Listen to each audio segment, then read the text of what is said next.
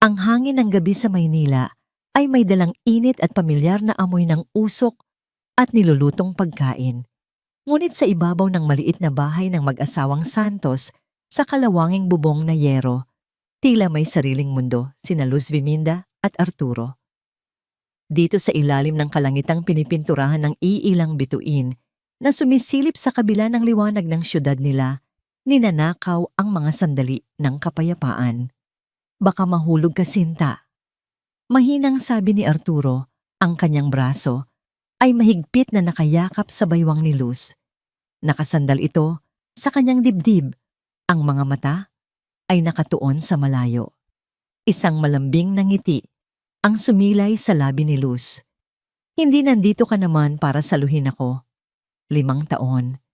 5 taon na silang kasal. 5 taon ng pagmamahalang pinanday ng hirap at ginhawa. Ang kanilang bahay kahit maliit ay puno ng init, isang testamento sa kanilang pagsisikap. Si Arturo o Art para sa kanya ay isang construction foreman, isang lalaking matipuno ang katawan at mas matibay pa ang puso. Si Luz naman sa kanyang simpleng ganda at walang katapusang pag-aalaga, ang ilaw ng kanilang tahanan. Masaya sila, kontento. Ngunit may isang pangarap na gabi-gabi nilang idinadalangin. Iniisip mo na naman. Bulong ni Art ang kanyang mga labi ay dumadampi sa buhok ni Luz. Alam na alam niya ang laman ng isip ng kanyang asawa. Huminga ng malalim si Luz. Isang araw, Art. Sabi niya ang boses ay puno ng pananabik. Mapupuno rin ng tawanan ng mga bata itong bubong na to. Magkakaroon tayo ng isang maliit na lalaki na kamukhang kamukha mo at siguro isang babae na magmamana ng mga ngiti ko. Hinawakan ni Arturo ang kamay ni Luz at pinisil ito. Magkakaroon tayo, Sinta. Pangako, hindi tayo susuko. Iyon ang kanilang pangako sa isa't isa, isang pangakong paulit-ulit nilang binibigkas para takpan ng kirot na dala ng bawat buwan na lumilipas nang walang magandang balita. At ang kirot na yon ay may pangalan Consuelo Santos, ang ina ni Arturo. Kinabukasan, tila dininig ng demonyo ang kanilang usapan.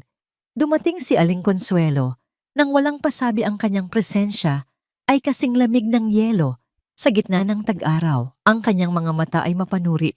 Sinusuri ang bawat sulok ng munting tahanan na para bang naghahanap ng dumi o pagkakamali. Magandang hapon po, Inay. Bati ni Luz pilit na pinapasigla ang kanyang boses habang nagmamadaling maglapag ng isang baso ng malamig na tubig sa mesa.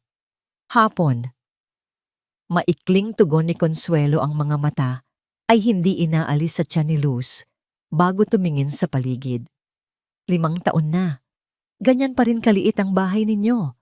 Kung sana lang ay may apo na ako, baka mas ganahan pa si Arturo na magsumikap. Bawat salita ay parang karayom na tumutusok sa puso ni Luz. Ngumiti na lamang siya ng pilit. Nagsisikap naman po si Art, Inay. Unti-unti makakaipon din po kami. Umismid si Consuelo. Sipag nga ang anak ko. Baka wala lang sa kanya ang inspirasyon. Alam mo, sa pagsasaka kahit gaano kasipag ang magsasaka, kung tuyot at tigang naman ang lupa, wala ring aanihin. Hindi na nakasagot si Luz. Naramdaman niya ang pamumula ng kanyang mga pisngi, isang pinaghalong hiya at sakit. Ang tigang na lupa, iyon ang tingin sa kanya ng kanyang biyenan. Isang babaeng hindi kayang tuparin ang pinakaimportanteng tungkulin. Nang gabing iyon, ipinagluto ni Luz si Consuelo ng paborito nitong adobo at sinigang, isang desperadong pagsubok na makuha ang kahit katiting na pagsang-ayon nito. Tahimik ang kanilang hapunan. Tanging ang tunog lamang ng mga kutsara at tinidor na tumatama sa plato ang maririnig. Si Arturo, nakadarating lang mula sa trabaho, ay ramdam ang tensyon sa pagitan ng dalawang pinakamahalagang babae sa buhay niya. Sinubukan niyang basagin ang katahimikan. Kamusta ang araw ninyo, Inay? Ayos lang, sagot ni Consuelo, hindi man lang nag-abalang tumingin sa anak. Itinusok niya ang kanyang tinidor sa isang piraso ng karne ng baboy sa adobo. Medyo matigas, parang yung swerte ng iba dyan. Napahigpit ang hawak ni Luz sa kanyang kubyerto sa ilalim ng mesa. Inay, tama na po. Saway ni Arturo ang boses ay may bahid ng babala. Ngunit hindi nagpapigil si Consuelo. Ibinaling niya ang kanyang tingin kay Luz. Ang kanyang mga mata ay nang uusig. Bakit nagsasabi lang ako ng totoo? Kailan mo babalak bigyan ng anak itong si Arturo o? Baka naman dapat na siyang humanap ng iba. Sayang ang lahi namin kung sa isang baog lang mapupunta. Baog. Ang salita ay parang bombang sumabog sa gitna ng kanilang hapagkainan. Isang salitang puno ng laso ng panghuhusga ng habambuhay na sentensya. Nakita ni Luz ang pagbabago sa mukha ni Arturo. Mula sa pagkapagod ito'y naging galit. Isang dalisay nag-aalab na galit. Isang malakas na kalabog ang gumambala sa hapagkainan ng buong lakas na ihampas ni Arturo ang kanyang kamao sa mesa. Nagtalunan ng mga plato at baso. Inay, ang sigaw niya isang sigaw na nanggaling sa kaibuturan ng kanyang dibdib. Hindi niyo karapatang sabihin, yan sa asawa ko. Gulat na napatingin si Consuelo sa anak, hindi makapaniwala sa reaksyon nito.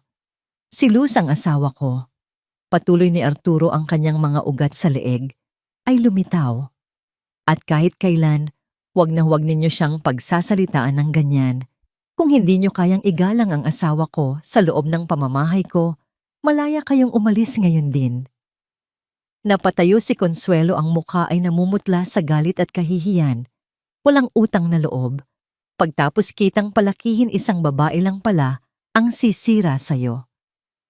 Isang huling masamang tingin ang ibinigay niya kay Luz bago padabog na umalis ng bahay.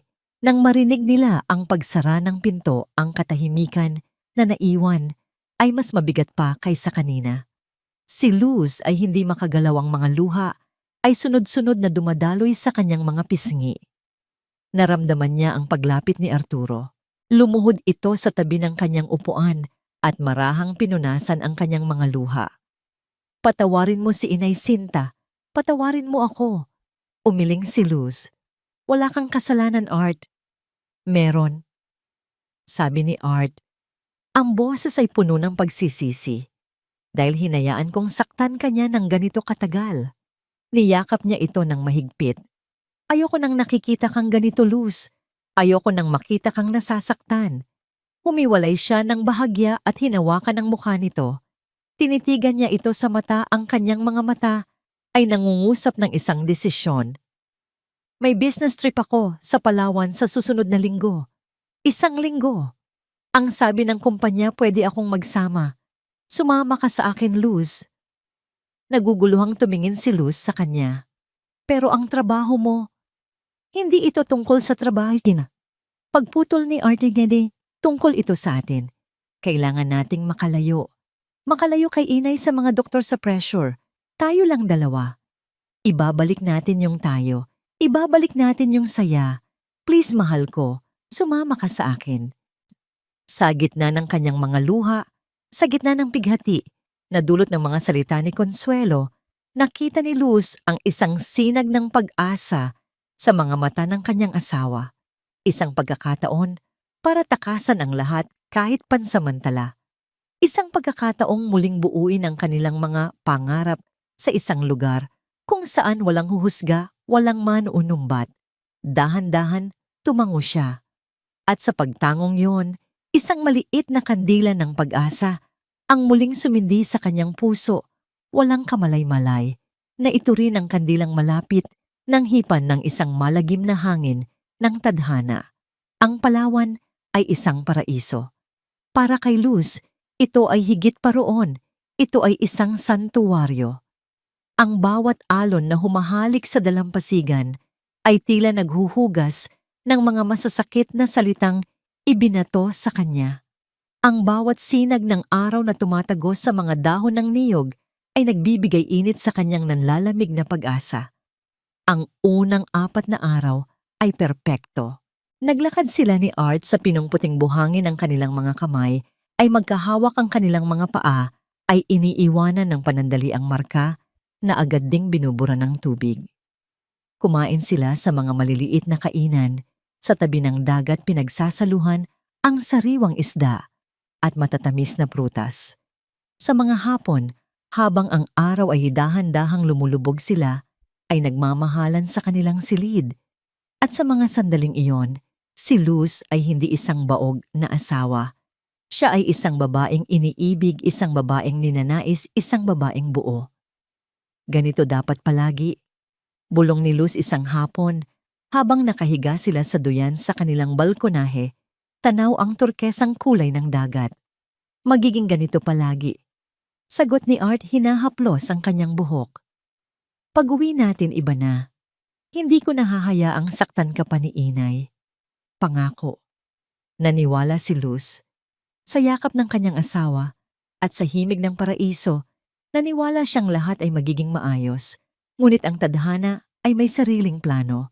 Sa ikalimang araw ng kanilang bakasyon, umalingaw-ngaw ang tunog ng telepono. Ni Artin ang tunog na yon ay tila isang alarma na gumising sa kanila mula sa isang magandang panaginip. Nakita ni Luz ang pagbabago sa mukha ng kanyang asawa habang kausap nito ang boss sa telepono. Ang kunot sa noo, ang pag-igting ng panga ang bigat sa kanyang mga balikat. Pagbaba niya ng tawag ang mga mata niya ay puno ng pag-aalala at pagsisisi. May emergency sa opisina, mahal ko. Sabi niya ang boses ay mabigat. Isang malaking deal ang bumabagsak. Kailangan kong bumalik. Ngayon din. Isang kirot ang naramdaman ni Luz sa kanyang dibdib, ngunit agad niya itong itinago. Tumango siya. Naiintindihan ko, Art, trabaho yan. Hindi. Hindi ito okay. Sabi ni Art, hinawakan ang kanyang mga kamay. Dinala kita rito para makalimot, hindi para iwanan. Patawarin mo ako. Babawi ako sa'yo, Sinta. Pangako. Doble-triple babawi ako. Ayos lang talaga. Pilit ng ngiti ni Luz. Mananatili muna ako rito. Magpapahinga, mag-isip-isip. Umuwi ka na at ayusin mo ang kailangan mong ayusin. Mag-iingat ka sa biyahe. Sa pag-alis ni Art kasabay ng pagsikat ng araw, isang halahalik sa noo ang kanyang iniwan. Inamoy ni Luz ang kanyang pamilyar na pabango. Pinanood niya itong mag-empake nang nagmamadali ang isip ay nasa 8 oras na biyahe pabalik ng Maynila. Tumayo siya sa may pinto at tinanaw ang papalayong sasakyan nito hanggang sa ito'y maging isang maliit na tuldok na lamang. Mayroon siyang gustong sabihin kanina, isang bagay na mahalaga, ngunit hindi niya matukoy kung ano. Naisip na lang niya sasabihin niya pag-uwi nito. Nang hapong iyon, habang nag-iisa sa kanilang silid, napansin ni Luz ang isang kakaibang pakiramdam. Isang pananakit sa kanyang dibdib, isang bahagyang pagkahilo, at isang bagay pa huli na ang kanyang buwanang dalaw. Halos 1 linggo ng huli. Matagal na niyang tinuruan ang sarili na huwag umasa. Bawat pag-asa ay sinusundan ng mas matinding kabiguan.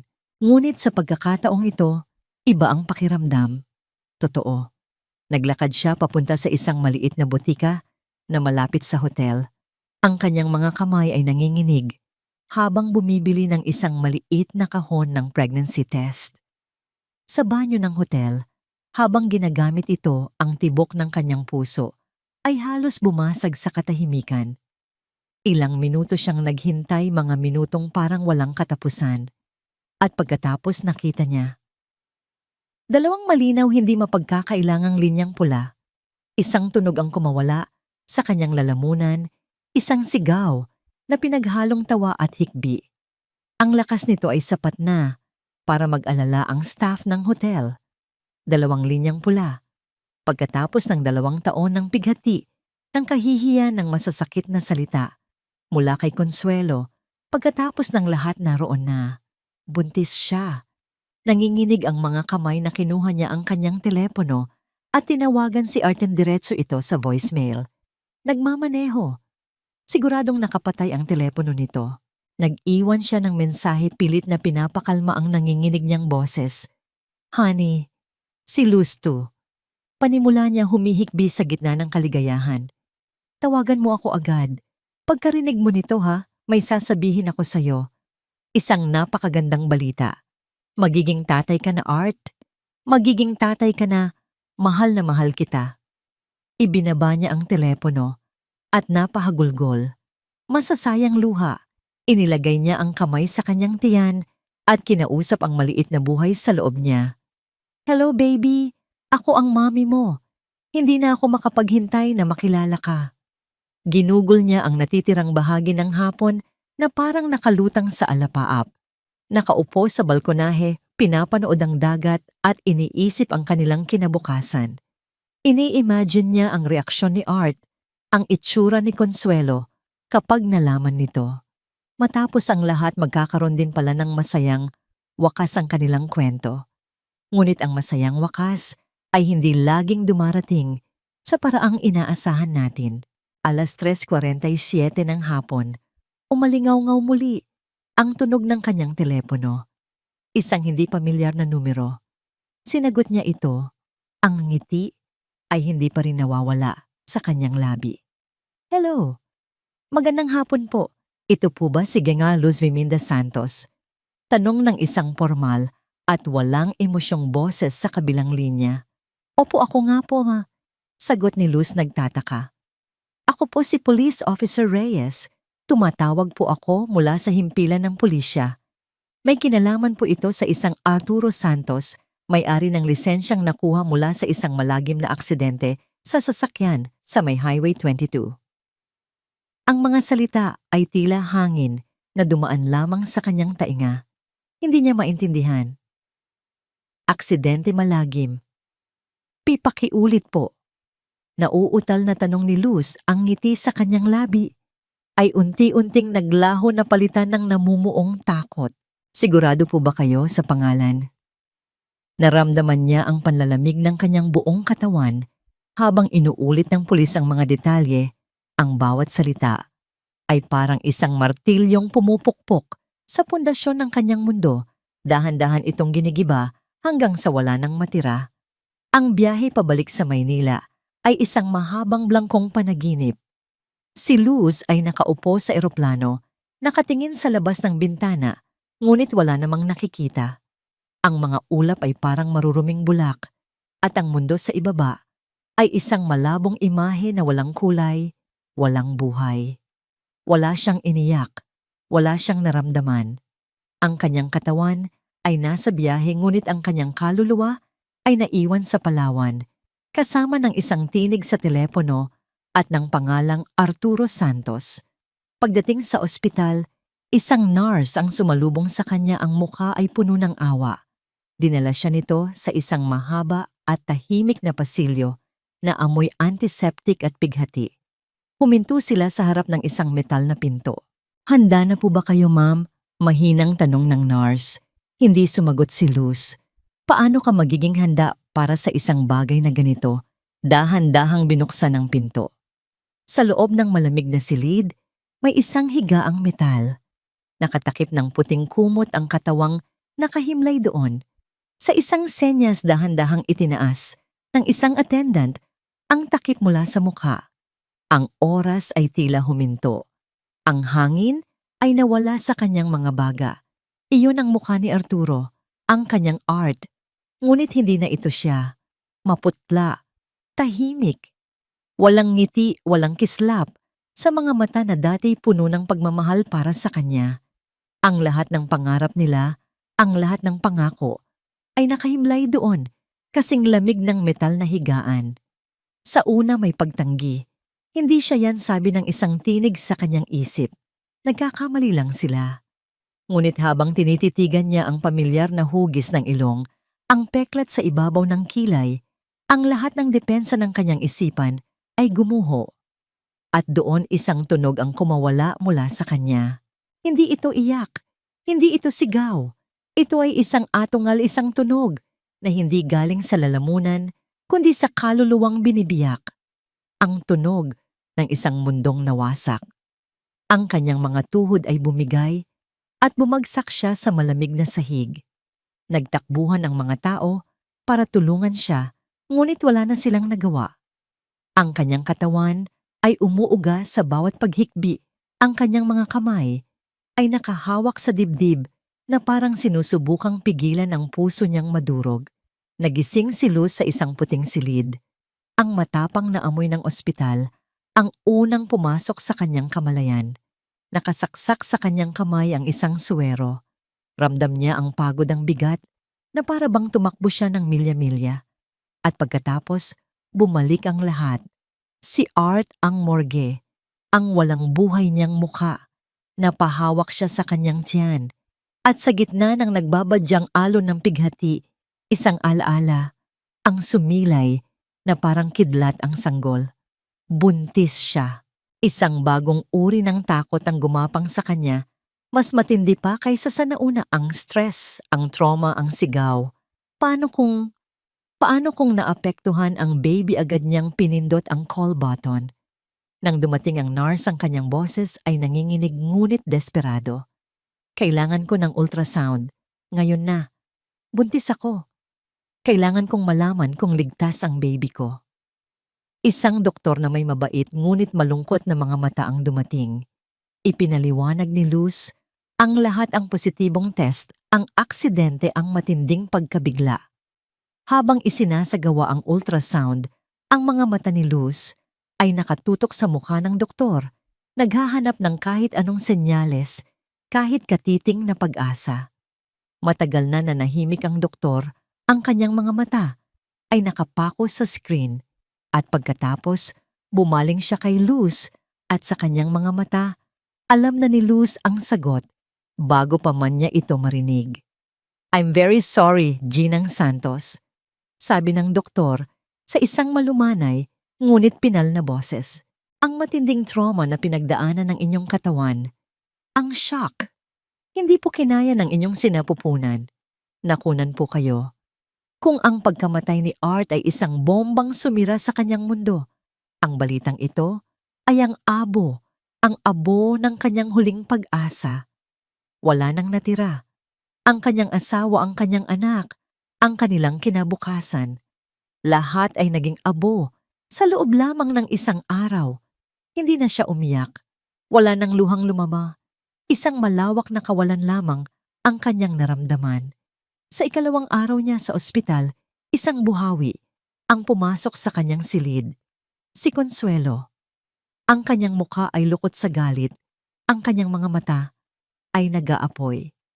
Walang bakas ng pakikiramay, walang bahid ng pag-aalala. "Hayop ka." Ang sigaw nito, ang boses ay pumipiyok sa puot.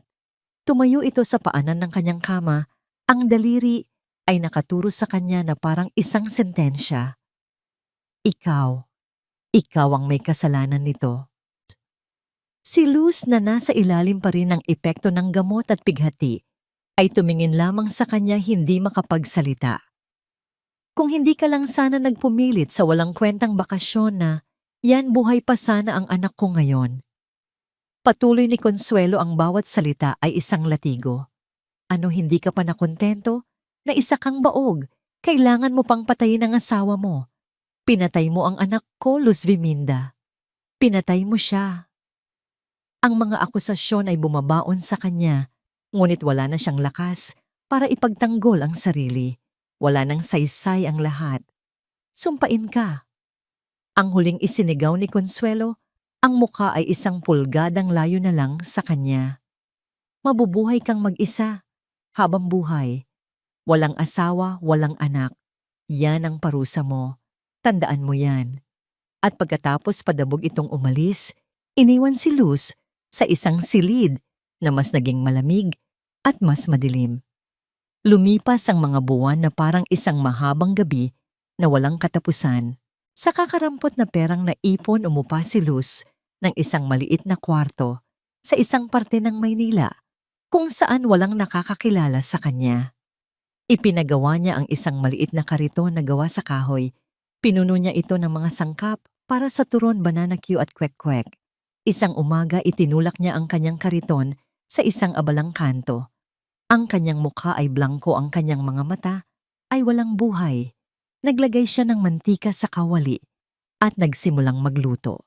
Ang mga taong dumadaan ay hindi napapansin ang babaeng nasa likod ng kariton. Ang babaeng ang mga pangarap ay naging abo. at ang tanging natitira na lang ay ang usok mula sa nilulutong pagkain sa lansangan. 3 taon. 3 taon ng kulay abong mga umaga at walang katapusang mga gabi. Para kay Luz ang panahon ay hindi na nasusukat sa mga araw o buwan, kundi sa paulit-ulit na kilos ang pagtulak ng kariton bago sumikat ang araw, ang paghalo sa kumukulong mantika, ang pag-abot ng sukli na may blangkong tingin at ang pag-uwi sa isang kwartong mas malamig pa kaysa sa kanyang puso.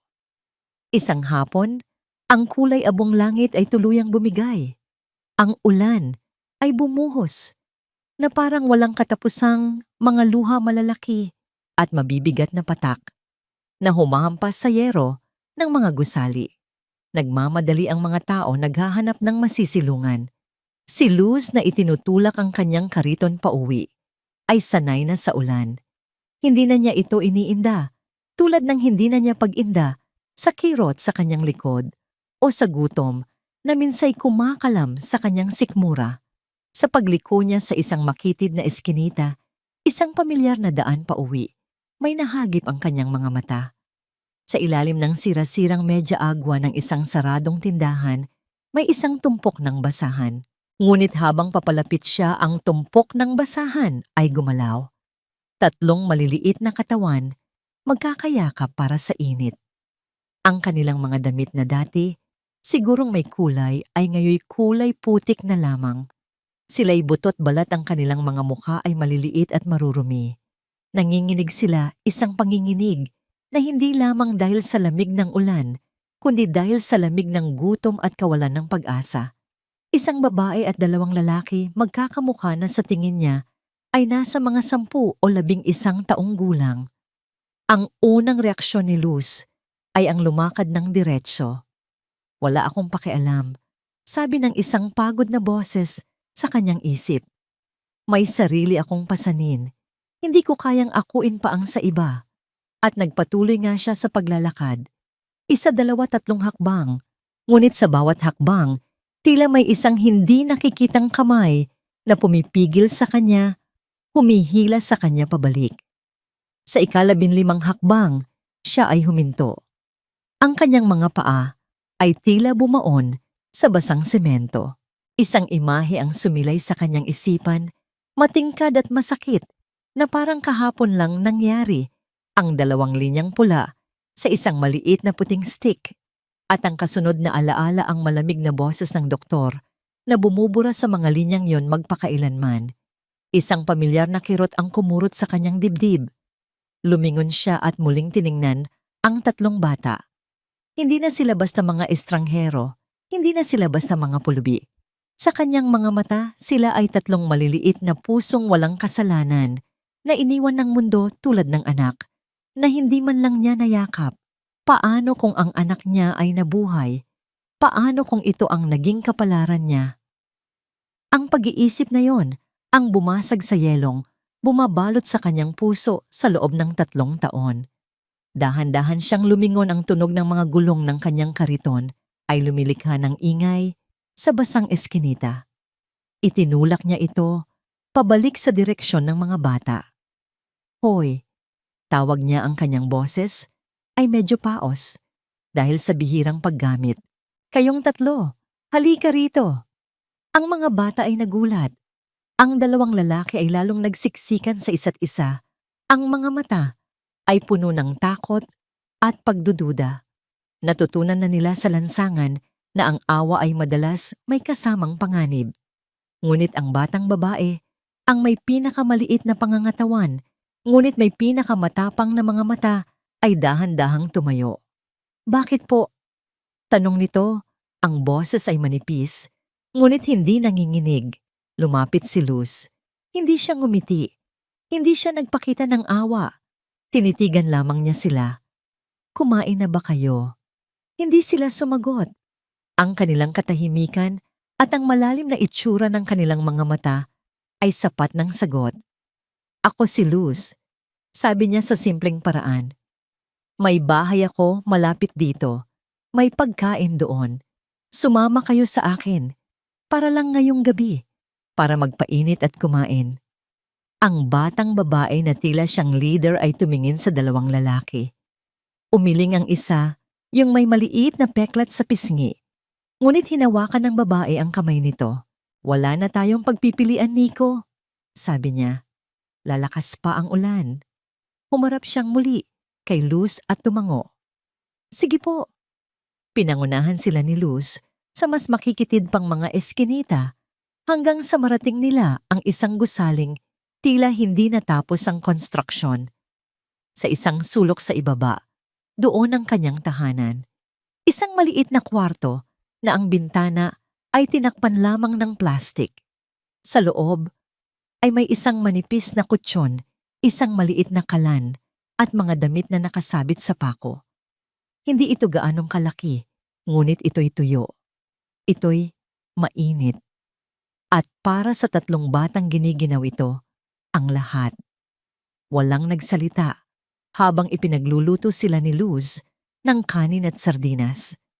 Inilapag niya ang 3 plato sa sahig at ang mga bata ay kumain na parang mga hayop na ginutom ng ilang linggo. Mabilis, walang tigil, walang imikan. Si Luz ay nakaupo lamang sa isang sulok, pinapanood sila. At sa bawat subo nila, isang piraso ng yelo sa kanyang puso ang natutunaw. Nang sila'y mabusog ang batang babae ang unang nagsalita. "Ako po si Mia," sabi niya. "Sila po ang mga kapatid ko, si Nico at si Kai. Magkakambal po kami." Ikinuwento niya ang kanilang maikling malungkot na buhay, ang pagkamatay ng kanilang mga magulang sa isang aksidente, ang tiyahin na kumupkop sa kanila ng ilang buwan bago sila tuluyang iwan sa kalye. "Wala na po kaming ibang mapupuntahan." Pagtatapos niya ang mga mata ay nakatitig sa sahig. Hindi nagsalita si Luz. Ano pa ba ang sasabihin? Ang kanilang kwento ay pamilyar. Ito ang kwento ng pag-abandona, isang kwentong alam na alam niya. Nang gabing iyon, natulog ang 3 sa sahig magkakatabi sa isang lumang banig na ibinigay ni Luz. Kinumutan niya sila. At habang pinagmamasdan niya ang kanilang mga payapang mukha sa dilim, ang kawalan sa kanyang dibdib, ang malawak at masakit na kawalan na iniwan ni Art at ng kanilang hindi pa naisisilang na anak, ay unti-unting napupunuan ng isang kakaibang pakiramdam. Hindi ito kaligayahan, hindi pa. Ito ay isang layunin. Kinabukasan nagising si Luz sa mahinang kaluskos. Nakita niya ang 3 tahimik na nag-aayos handa ng umalis. Sila'y sanay na. Isang gabi ng kabaitan at pagkatapos ay balik sa realidad. Lumapit sa kanya si Mia, ang mga mata ay puno ng utang na loob. "Aalis na po kami, Aling Luz. Maraming salamat po sa pagkain at sa patulog." Tumingin si Luz sa 3 maliliit na anghel. Sa harap niya mga anghel na tinangay ng isang malupit na agos. Tiningnan niya ang kanilang mga payat na braso, ang kanilang mga lumang damit, at ang kinabukasang naghihintay sa kanila sa labas. At gumawa siya ng isang desisyon na babago sa lahat. "Hindi," sabi niya, ang kanyang boses ay mahinahon, ngunit may bigat na hindi matitinag. Nagkatinginan ang magkakapatid na guguluhan. Tumingin si Luz sa mga mata ni Mia, pagkatapos ay kay Nico at kay Kai. Sa unang pagkakataon, sa loob ng 3 taon, isang tunay na emosyon ang nakita sa kanyang mga mata, isang determinasyon. "Dito na kayo tumira," sabi niya. "Ako na ang magiging nanay ninyo." Sa maliit na kwartong yon, habang ang ulan ay tumitila sa labas, 4 na nawawalang kaluluwa ang nagsimulang buuin ng isang bagong pamilya mula sa mga abo ng kanilang nasirang mga pangarap. 5 taon ang lumipas na parang isang kisap mata, ngunit ang bawat araw ay nag-iwan ng marka sa katawan at kaluluwa ni Luz. Ang kanyang buhok ay may mga hibla ng pilak at ang mga guhit sa gilid ng kanyang mga mata ay lumalim mga mapang testimonya ng libu-libong madaling araw na ginugol sa harap ng mainit na kawali. Ngunit sa kabila ng pagod ang kanyang mga mata, ay may bagong kislap. Isang kislap na ipinanganak mula sa pagmamahal. Ang tatlong bata ay hindi na mga bata. Si Mia sa edad na 15 ay nagtataglay ng isang kapanahunan na higit pa sa kanyang edad. Siya ang matalino, ang ambisyosang nangangarap maging doktor. Si Kai ang tahimik ay naging isang binatang malalim mag-isip. Ang kanyang mga mata ay tila laging may binabasa sa pagitan ng mga salita. At si Nico ang pinakabunso ay lumaking matangkad at malakas ang kanyang mga kamay na dati nangangaliskis ng isda ay ngayon may angking galing sa pagguhit lumilikha ng mga obra sa lumang papel. Ang kanilang buhay ay simple, ngunit masaya. Sa umaga bago pumasok sa eskwela, tinutulungan nila si Luz na ihanda ang kariton. Sa gabi sa ibabaw ng hapag na may sinangag at pritong isda, ang kanilang munting tahanan ay napupuno ng tawanan at kwentuhan tungkol sa mga pangarap. Para kay Luz ang pagod ay nawawala sa bawat ngiti ng kanyang mga anak. Sila ang kanyang himala. Sa lahat ng ito, may isang taong laging nasa tabi niya, si Eileen Cruz. Ang nurse na kapitbahay ang kanyang matalik na kaibigan. Si Eileen ang takbuhan niya kapag may sakit ang isa sa mga bata, ang nag-aabot ng pandesal sa umaga, ang tanging taong tila tunay na nakauunawa sa kanyang pinagdadaanan. Bilib talaga ako sa iyo, Luz. Madalas sabihin ni Eileen habang nagkakape sila sa labas ng bahay ni Luz. Hindi ko alam kung saan ka humuhugot ng lakas. Isa kang santa. Ngumingiti lamang si Luz, ang puso ay puno ng pasasalamat sa pagkakaroon ng isang kaibigan. Ang hindi niya alam ang papuri ni Eileen ay isang maskara na nagtatago sa isang nabubulok na inggit. Isang gabi umuwi si Eileen sa sarili niyang tahanan. Ang amoy ng alak at ang malakas na hilik mula sa sopa ang sumalubong sa kanya. Ang kanyang asawa, si Romy, ay lasing na naman, walang pakialam sa magulo at maduming bahay. Isang malakas na kalabog ang umalingaw-ngaw nang buong galit niyang ibagsak ang kanyang bag sa mesa. Gising, sigaw niya. Wala ka na bang gagawin sa buhay mo kundi humilata dyan? Ang mga bayarin natin nakatambak na. Idinilat ni Romy ang namumungay na mga mata. Humingi ka kay Luz. Sabi nito nang walang gana. Ang bait-bait nun sa'yo, baka pautangin ka. Isang bagay ang pumutok sa loob ni Eileen. Luz, palaging si Luz. Si Luz na isang hamak na tindera sa kalye pero hinahangaan ng lahat. Si Luz na walang asawa pero may 3 anak na nagmamahal sa kanya ng lubos. Si Luz na mahirap pero may dangal na hindi niya maramdaman sa sarili niyang buhay. Ang inggit ay isang lason at dahan-dahan nitong kinakain ang kaluluwa ni Eileen. Kinabukasan nagsimula siyang maghahasik ng lason. Sa palengke habang namimili, nagkukwento siya sa ibang mga ale. Kawawa naman si Luz, no? Panimula niya ang boses ay puno ng pekeng pag-aalala. Pagod na. Siguro, kung hindi niya pinulot yung mga bata na kapag-asawa na ulit yun ngayon. Sayang. Sa umpisa ay tsismis lamang, ngunit habang lumilipas ang mga linggo ang mga salita ni Eileen ay nagiging mas masama. Alam niyo ba? Parang ginagamit niya yung mga bata para kaawaan siya ng mga tao. Isang babaeng nabaliw sa pagkamatay ng asawa, paano magiging mabuting ina yan? Ang lason ay kumalat. Ang mga dati palangiting kapitbahay ay nagsimulang umiwas ng tingin. Ang mga dating bumibili sa kanya ay dumaraan na lang. Nararamdaman ni Luz ang panlalamig, ngunit isinasantabi niya ito. Iniisip na baka pagod lang siya o nag-iilusyon. Isang hapon natagpuan ni Eileen si Nico na nag-iisa sa labas, abala sa pagguhit sa isang piraso ng karton. Ito ang kanyang pagkakataon. Lumapit siya na may dalang malamig na bote ng soft drink. Nico, para sa'yo, sabi niya na may matamis ng ngiti. Ang galing mo talagang gumuhit. Manang-mana ka sa tatay mo siguro. Ang pagbanggit sa kanyang ama ay nakakuha ng atensyon ni Nico. Salamat po, Tita Eileen. Umupo si Eileen sa tabi niya. Alam mo, Nico, nakikita ko ang pagod sa nanay niyo. Malumanay niyang sabi, mahal na mahal niya kayo. Sobra. Tumango si Nico, ipinagmamalaki ang kanilang ina.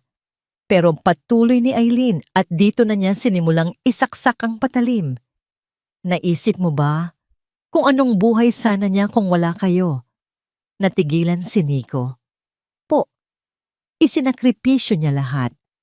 Bulong ni Eileen na para bang isang sagradong sikreto ang kanilang pinag-uusapan. Ang pagkakataong magkaroon ulit ng pamilya, ang katawan niya ang lakas niya. Para sa inyo, minsan yung mga bayani sila yung pinakanangangailangan ng tulong, pero hindi sila humihingi. Tinitigan ni Eileen ang nalilitong mukha ng binatilyo. Nakita niya ang pagtatalo sa mga mata nito, ang pagmamahal para kay Luz at ang bagong tanim na butil ng pagkakasala. Ang isang tunay na lalaki, iniisip ang kapakanan ng mga mahal niya. Ang huling sinabi ni Eileen bago tumayo. Minsan ang pinakamalaking tulong na maibibigay mo sa isang tao ay ang palayain siya sa pasanin niya.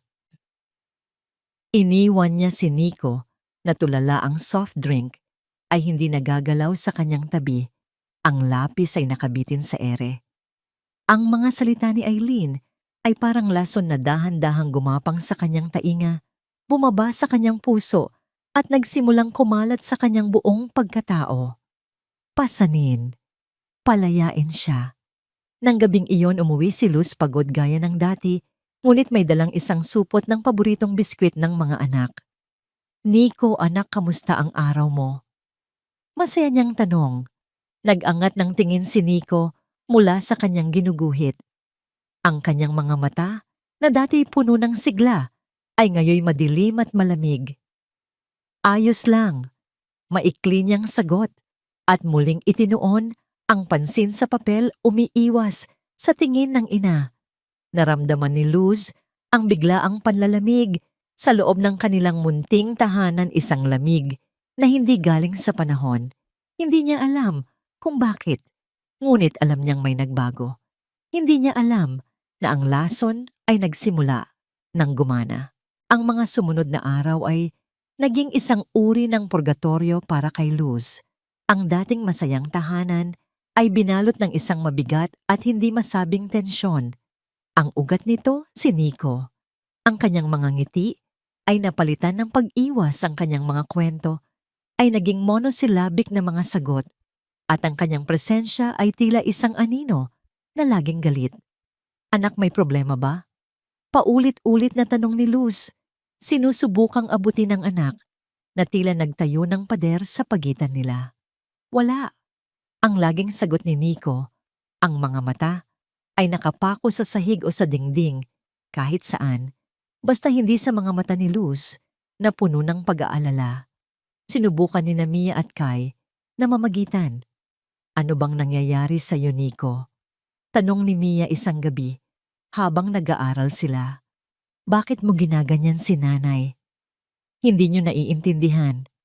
Ang pasigaw na sagot ni Nico. Hindi niyo ba nakikita? Pagod na siya. Tayo ang dahilan. Natural lang na mapagod siya. Tinataguyod niya tayong tatlo. Katwiran ni Kai. Ang dapat nating gawin ay tulungan siya, hindi dagdagan ang problema niya. Ngunit ang lason ni Eileen ay malalim ng nakatanim. Para kay Nico ang pagtulong ay hindi na sapat. Ang tanging solusyon na nakikita ng kanyang naguguluhang isipan ay ang pag-alis. Ang pagpapalaya. Isang gabi na abutan ni Luz ang tatlo na nagbubulungan sa isang sulok. Nang maramdaman nila ang kanyang pagdating, bigla silang natahimik. Sa ibabaw ng isang maliit na upuan, nakita niya ang isang lumang bag na may lamang ilang damit. Ang puso ni Luz ay tila piniga. Saan kayo pupunta? Tanong niya, ang kanyang boses ay nanginginig. Ang tatlo ay hindi makatingin sa kanya. Si Mia ang matapang, ang unang nag-angat ng muka, ang mga mata ay namumula.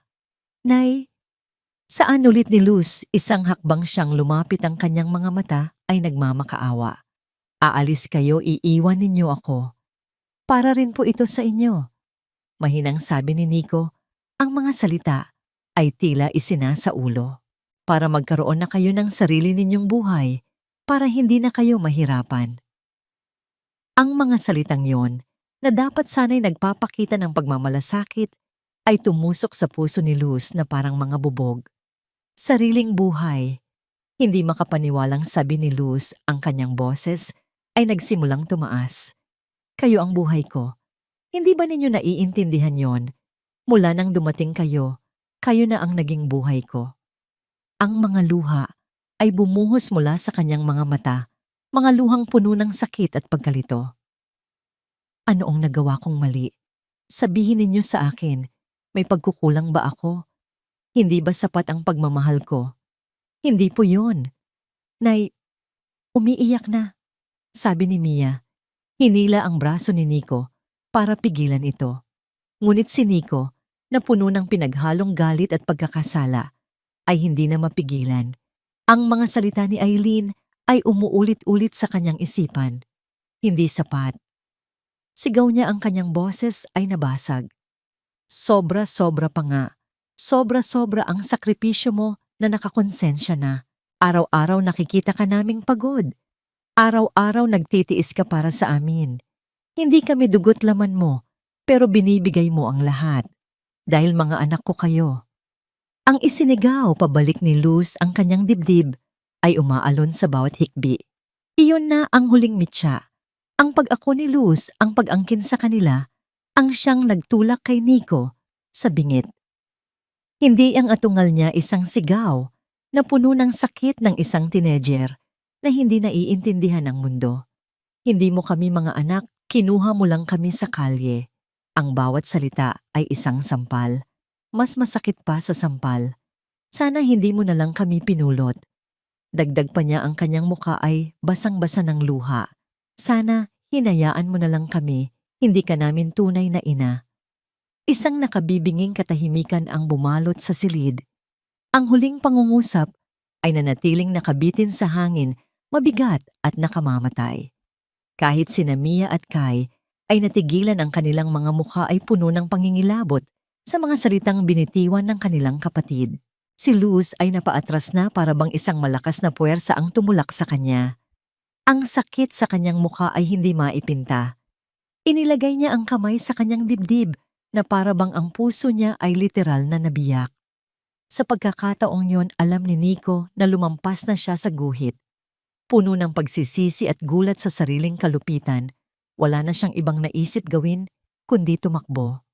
Hinablot niya ang kamay ni Mia at Kai na tulala pa rin. Tara na, sigaw niya at tumakbo sila. Tumakbo palabas ng pinto palabas sa eskinita, palayo sa babaeng nagbigay sa kanila ng lahat. Palayo sa mga salitang hindi na nila mababawi kailanman. Naiwan si Luz sa gitna ng kanilang munting tahanan na ngayoy maluwag at walang laman. Ang kanyang mga binti ay bumigay at dahan-dahan siyang napaluhod sa sahig. Ang tunog ng mga salita ni Nico ay paulit-ulit na umalingaw-ngaw sa kanyang isipan. Bawat ulit ay mas masakit, mas malupit. Hindi ka namin tunay na ina. Doon sa sahig ng tahanang binuo niya, mula sa pagmamahal gumuho si Luz Viminda Santos, nawasak sa ikalawang pagkakataon, hindi dahil sa kamatayan, kundi dahil sa mga salitang binitiwan ng mga taong itinuring niyang sarili niyang buhay. Ang umaga ay dumating ng walang awa. Ang sinag ng araw na tumagos sa plastik na bintana ay tila isang mapanuring mata, inilalantad ang bawat sulok ng kahungkagan sa loob ng munting tahanan ni Luz. Ang tatlong banig ay maayos na nakatupi sa isang sulok isang gawain na marahil ay ginawa ni Mia bago sila tuluyang umalis. Ang katahimikan ay nakabibingi. Isang katok sa pinto ang bumasag sa katahimikan. Si Eileen, ang kanyang mukha ay puno ng nag-aalalang ekspresyon na napakapraktisado na. Luz, ayos ka lang ba? Tanong niya hinawakan ng braso ni Luz. Narinig ko ang sigawan kagabi. Nasaan ang mga bata? Tumingin si Luz kay Eileen, ang kanyang mga mata ay walang laman. Umalis na sila. Ano? Gulat na sabi ni Eileen, kahit na ang isang munting ngiti ng tagumpay ay halos sumilay sa kanyang labi. Walang hiya yung mga batang yon. Pagkatapos ng lahat ng ginawa mo para sa kanila. Niyakap niya si Luz. Hayaan mo na sila, Nay. Baka mas mabuti na rin yan para sa'yo. Makakapagpahinga ka na. Ang bawat salita ng kaaliwan ay parang asin na ibinubudbod sa sariwang sugat ni Luz. Ngunit wala na siyang lakas para makipagtalo. Tumango na lamang siya at marahang kumawala sa yakap. Hindi siya nagpahinga. Sa halip isang nag-aalab na enerhiya ang bumalot sa kanya. Kailangan niyang hanapin ang kanyang mga anak.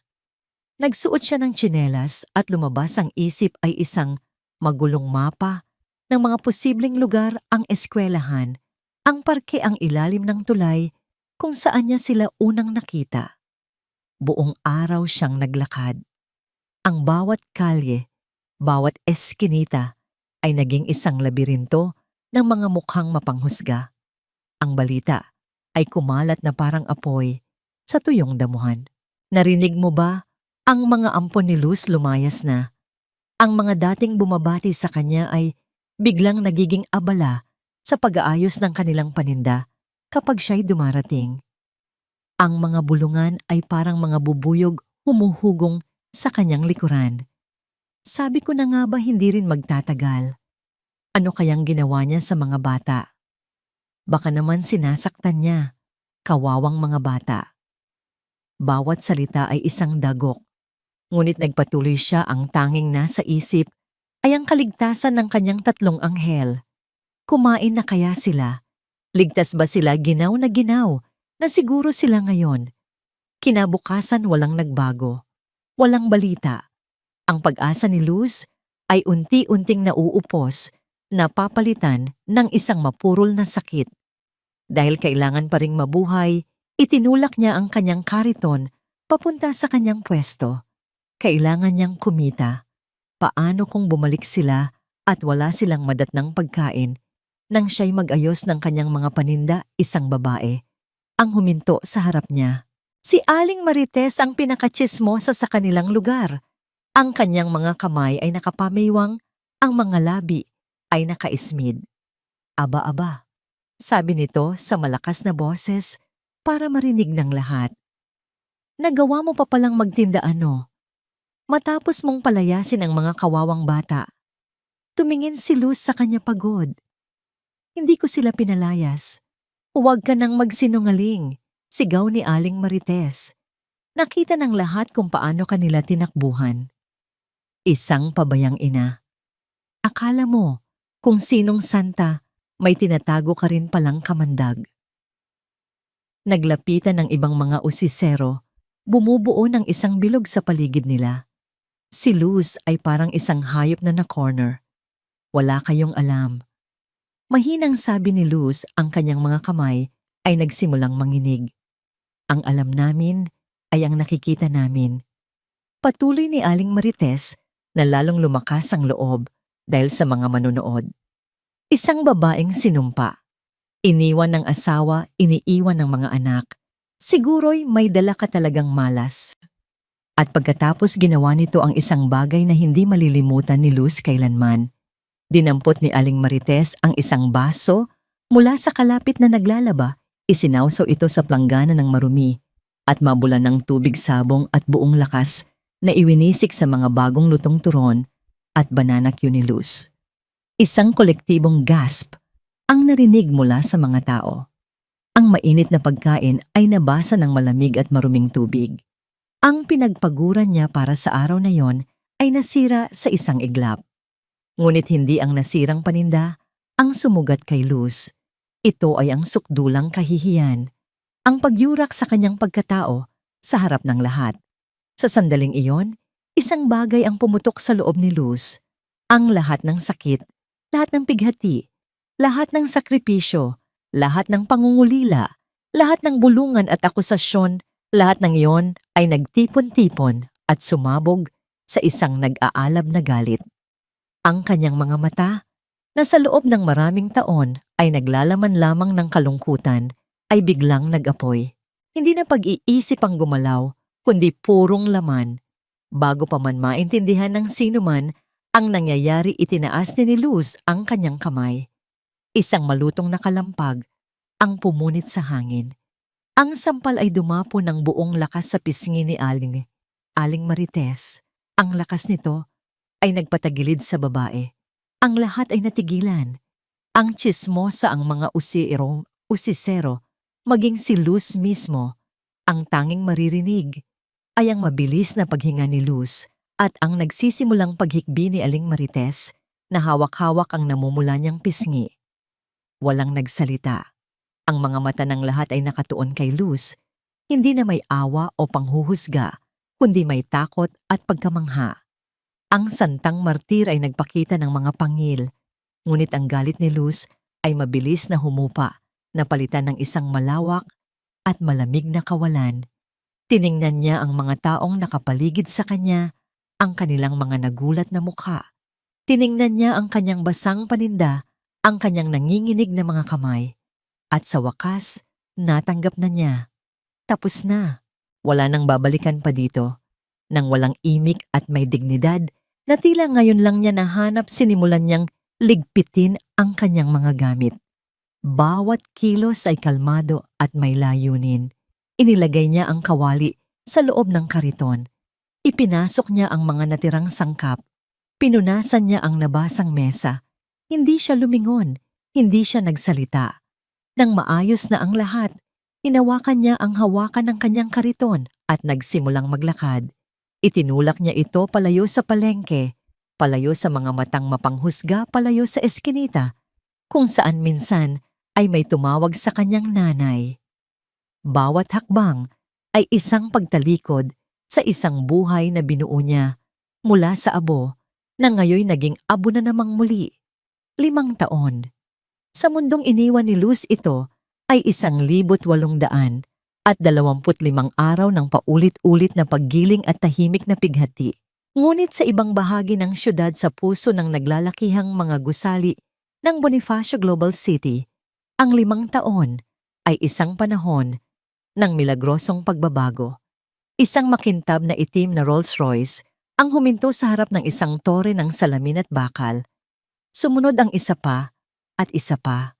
Ang 3 sasakyan na tila 3 itim na panter na handang Manila ay nagpakawala ng 3 figura. Mula sa unang sasakyan ay lumabas si Mia, hindi na isang payat na dalagita, kundi isang babaeng may matalas na tingin, suot ang isang mamahaling business suit na bumagay sa kanyang kumpiyansa. Sumunod si Nico, ang kanyang dating magulong buhok ay maayos nang nagupitan ng kanyang pangangatawan, ay matipuno sa ilalim ng kanyang designer suit. Tanging ang malikhaing kislap sa kanyang mga mata ang natirang bakas ng batang mahilig gumuhit. At mula sa huling sasakyan, lumabas si Kai kalmado at may aura ng tahimik na kapangyarihan. Ang kanyang simpleng pananamit ay sumisigaw ng yaman na hindi na kailangang ipagyabang. "The board is waiting," sabi ni Mia sa kanyang kapatid. Ang boses ay matatag at propesyonal. Tumango si Nico. "I'll handle it. Kay siguruhin mong maayos ang lahat para sa Scholarship Foundation launch mamaya." Sila ay hindi na mga batang lansangan. Sila na ang mga haligi ng Tan Global Holdings. Sila na ang mga tagapagmana. Ang kanilang pagbabago ay nagsimula sa isang maalikabok na kanto 2 linggo matapos nilang takasan si Luz.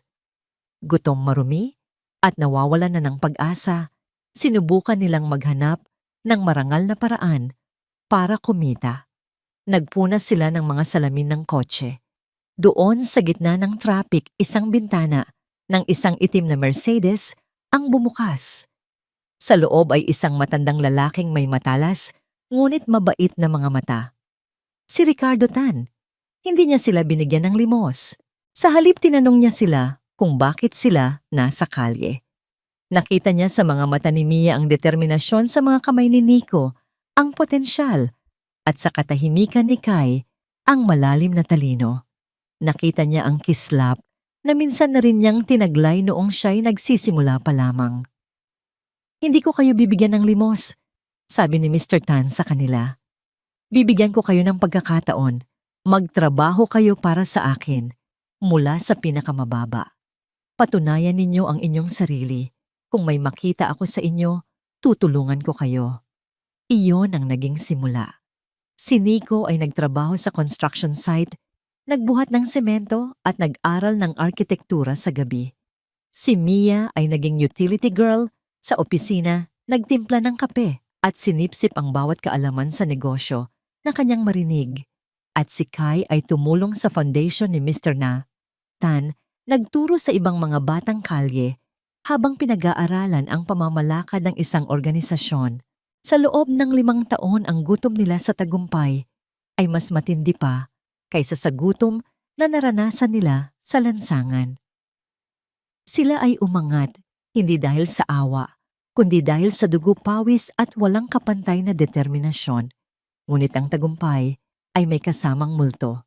Isang gabi si Kai ay nakatayo sa floor-to-ceiling na bintana ng kanyang penthouse apartment. Sa ibaba ang mga ilaw ng syudad ay kumikinang na parang mga hiyas. Hawak niya ang isang baso ng mamahaling whiskey, ngunit hindi niya ito mainom. May isang malawak na espasyo sa kanyang dibdib, isang kahungkagan na hindi kayang punan ng kahit anong yaman o tagumpay.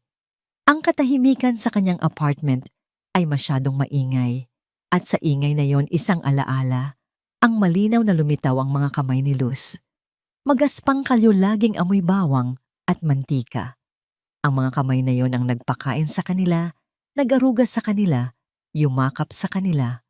Ang lahat ng ito, naisip niya habang tinitingnan, ang karangyaan sa paligid ay para sa kanya. Ginawa nila ang lahat ng ito para patunayan na hindi sila isang pasanin, para ipakita sa mundo at sa kanya na ang kanyang sakripisyo ay may halaga. Ngunit ano ang saysay ng lahat kung ang taong pinag-aalayan nila nito ay walang kamalay-malay? Hindi na siya nag-isip pa. Kinuha niya ang susi ng kanyang kotse at nagmaneho papunta sa kondominium ni Nico. Ginigising niya ito sa gitna ng gabi. Kailangan nating hanapin si nanay, sabi ni Kai, walang paligoy-ligoy. Si Nico na sa umpisa ay naguguluhan ay natigilan. Ang maskara ng matigas na arkitekto ay biglang gumuho inilalantad ang batang lalaki na 5 taon nang dinadala ang bigat ng kanyang mga salita. Tumango siya. Tinawagan nila si Mia. Sa kabilang linya matagal na hindi nagsalita ang kanilang kapatid. At nang siya'y magsalita ang kanyang boses ay basag. Oo, panahon na. Ang paghahanap ay hindi naging madali. Nag-hire sila ng mga pribadong investigador. Nagbayad sila para sa impormasyon. Ngunit si Luz ay tila naglaho na parang bula. Lumipas ang mga buwan. Ang bawat araw na walang balita ay isang dagdag na tinik sa kanilang mga puso. Hanggang isang araw, isang tawag ang dumating. Nahanap na namin siya, sabi ng investigador. Nasa kabilang dulo ng Quezon City. Nagtitinda pa rin sa kalye. Nagpadala ito ng isang litrato, kuha mula sa malayo. Isang babaeng nakayuko, mas payat ang buhok, ay mas marami ng puti. Pagod, mas matanda kaysa sa kanyang edad. Nang makita ng 3 ang litrato, sabay-sabay na sumikip ang kanilang mga dibdib. Iyon ang resulta ng kanilang ginawa. Iyon ang buhay na ibinigay nila sa kanya, kapalit ng buhay na ibinigay niya sa kanila. At ngayon, narito sila. Ang 3 Rolls-Royce ay marangyang gumagapang sa masikip at maingay na palengke na napakalayo sa mundo ng BGC. Mula sa loob ng naka-aircon na sasakyan, pinanood nila ang eksena. Ang sigawan ng amoy ng hilaw na isda at prutas, ang kaguluhan ang mundong kanilang tinakasan. At doon sa isang pwesto sa gilid, nakita nila siya. Si Luz. Inaabot ang isang supot ng banana Q sa isang customer. Ang kanyang mga kilos ay mabagal mechanical. Ang kislap sa kanyang mga mata na minsan nilang minahal ay wala na. Naramdaman ni Nico ang paninikip ng kanyang lalamunan. Si Kai ay pumikit ng mariin. Si Mia ang kanilang leader ay huminga ng malalim, pinatatag ang sarili. Okay, sabi niya, ang kanyang boses ay bahagyang nanginginig sa unang pagkakataon sa loob ng maraming taon. Gawin na natin to. Bumukas ang mga pinto ng 3 sasakyan. Huminto ang tsismisan sa palengke. Ang lahat ng mga mata ay napako sa kanila. Ngunit ang kanilang mga mata ay nakatuon lamang sa iisang direksyon, sa babaeng nagbigay sa kanila ng lahat at sinuklian nila ng wala. Humarap si Mia sa kanyang mga kapatid. Ang kanyang mga mata ay determinadong lumalangoy sa luha. Handa na ba kayo? Ang hangin sa palengke ay biglang naging mabigat at siksik. Ang ingay ng mga nagtitinda at mamimili ay unti-unting humina, napalitan ng isang pinipigil na bulungan, habang ang tatlong eleganteng estranghero ay sabay-sabay na lumabas mula sa kanilang mga mararangyang sasakyan. Sila ay parang mga tauhan mula sa ibang mundo na padpad sa isang lugar na hindi para sa kanila. Ngunit ang kanilang mga lakad ay may layunin at ang kanilang mga mata ay nakatuon lamang sa isang abang kariton ng prituhan sa gilid ng daan. Si Luz, abala sa pag-aayos ng kanyang paninda, ay hindi sila napansin sa una.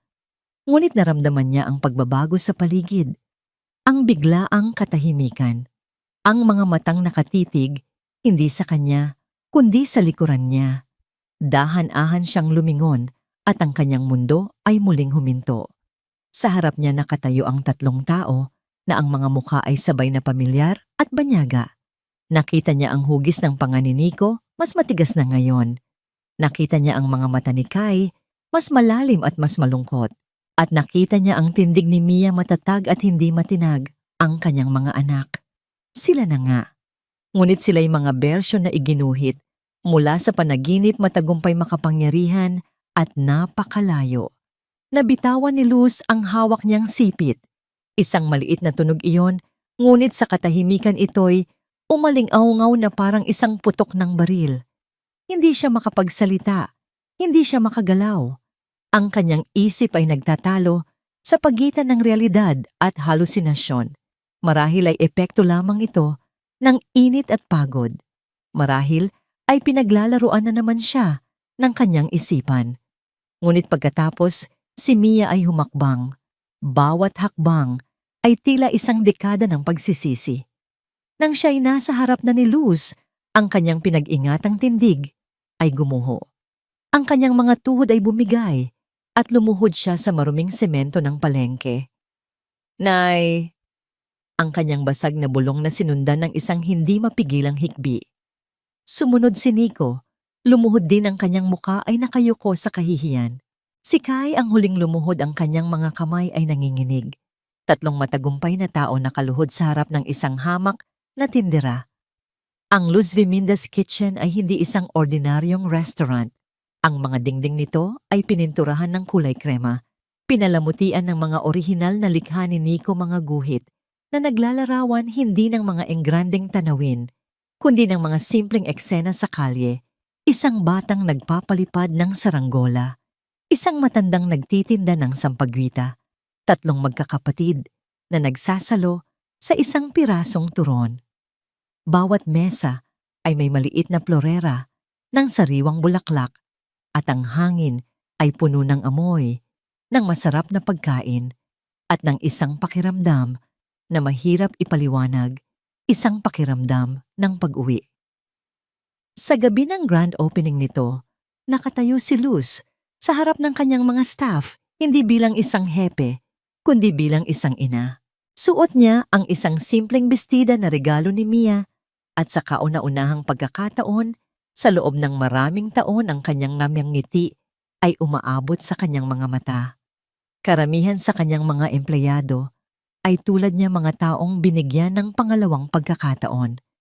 Mga single mother, mga dating bilanggo, mga kabataang itinakwil ng kanilang pamilya. Salamat sa inyong lahat, sabi niya sa kanila. Ang kanyang boses ay matatag. Ang lugar na ito ay hindi lang isang kainan. Ito ay isang tahanan. Maging mabait tayo sa bawat taong papasok sa pintong yan dahil hindi natin alam ang bigat na kanilang pinapasan. Ang restaurant ay naging isang instant success, ngunit ang mga tao ay bumabalik hindi lamang para sa masarap na pagkain na luto ng mga world-class chef na kinuha ng kanyang mga anak. Bumabalik sila para kay Luz, para sa kanyang mainit na pagbati, sa kanyang tunay na interes, sa kanilang mga kwento, sa paraan ng paghawak niya sa kanilang mga kamay na parang matagal na silang magkakakilala. Isang linggo matapos ang opening, hinarap ni Luz ang nakaraan. Ipinatawag niya si Eileen. Dumating ito na nakayuko payat ang dating kumpiyansa ay ganap nang nawala. "Patawarin mo ako, Luz." Sabi nito, ang mga luha ay muling dumaloy. Walang araw na hindi ko pinagsisihan ang ginawa ko. Tinitigan siya ni Luz ng matagal. "Pinapatawad na kita, Eileen." Mahinahon niyang sabi. Hindi dahil sa karapat-dapat si Eileen, kundi dahil kailangan na niyang palayain ang sarili sa bigat ng galit. "Pinapatawad kita dahil ayokong maging katulad mo, isang taong kinakain ng kapaitan. Pero hindi na natin maibabalik ang dati. Ang tiwala kapag nasira ay hindi na basta-basta na ididikit muli." Iyon ang kanilang huling pag-uusap. Isang pagtatapos na walang yakap, walang pangako, tanging ang malungkot na katotohanan ng isang nasirang pagkakaibigan. Ang isa pang piraso ng nakaraan ay dumating ng hindi inaasahan. Isang hapon, habang abala ang restaurant, isang matandang babae na nakasuot ng luma, ngunit marangal na damit ang pumasok. Inaalalayan ng isang tungkod. Tumayo ito sa gitna ng kainan. Ang mga mata ay hinahanap si Luz, si Consuelo. Mas matanda, mas mahina ang dating apoy sa kanyang mga mata ay napalitan ng isang malalim na kalungkutan. Lumapit si Luz sa kanya, ang puso ay kalmado. "Luz Viminda," sabi ng matanda, ang boses ay nanginginig. Narinig ko ang lahat. Ang anak ko, si Arturo. Sigurado akong ipinagmamalaki ka niya ngayon." Isang luha ang gumuhit sa kulubot na pisngi ni Consuelo. "Patawarin mo ako, anak. Patawarin mo ako sa lahat ng aking kasalanan, sa lahat ng aking masasakit na salita. Naging isang mapait na ina ako dahil sa sarili kong pighati at ikaw ang pinagbuntunan ko. Mali. Ako."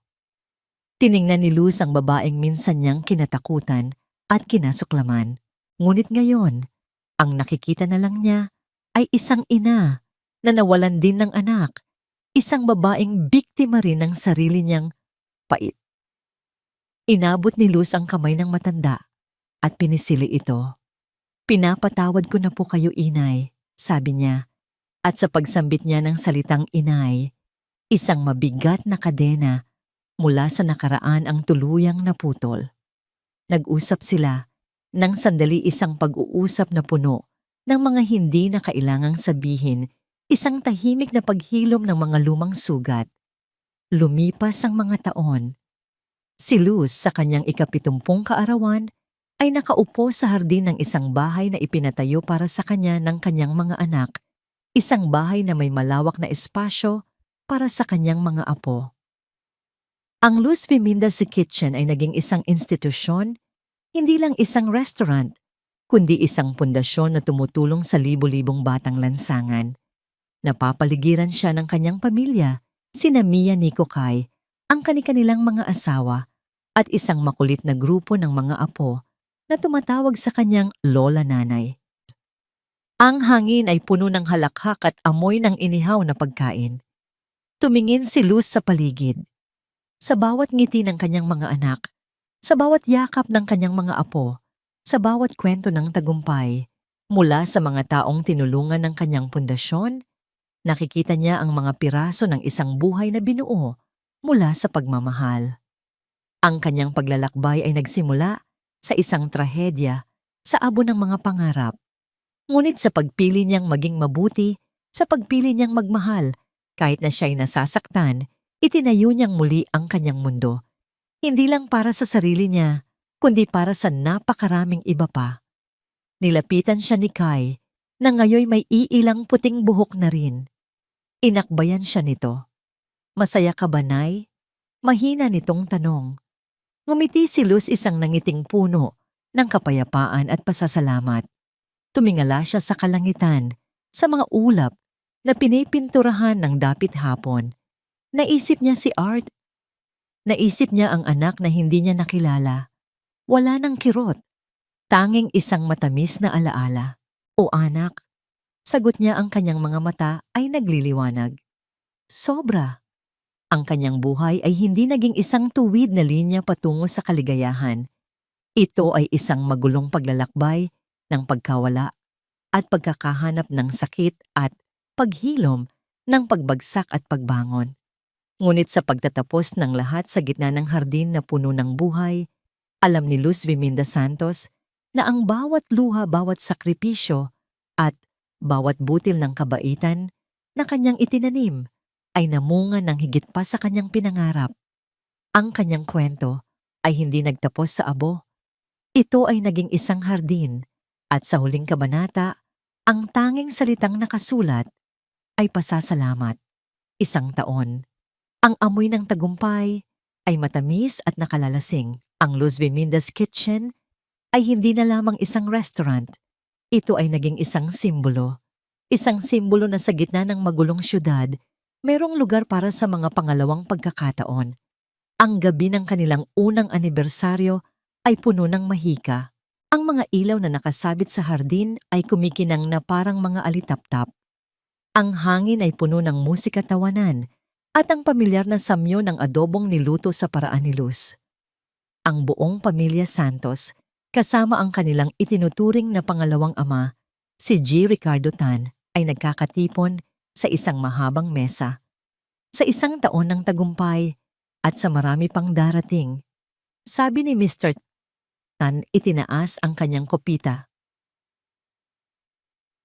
At higit sa lahat, sa babaeng nasa likod ng lahat ng ito, ang aking idolo, si Luz Viminda.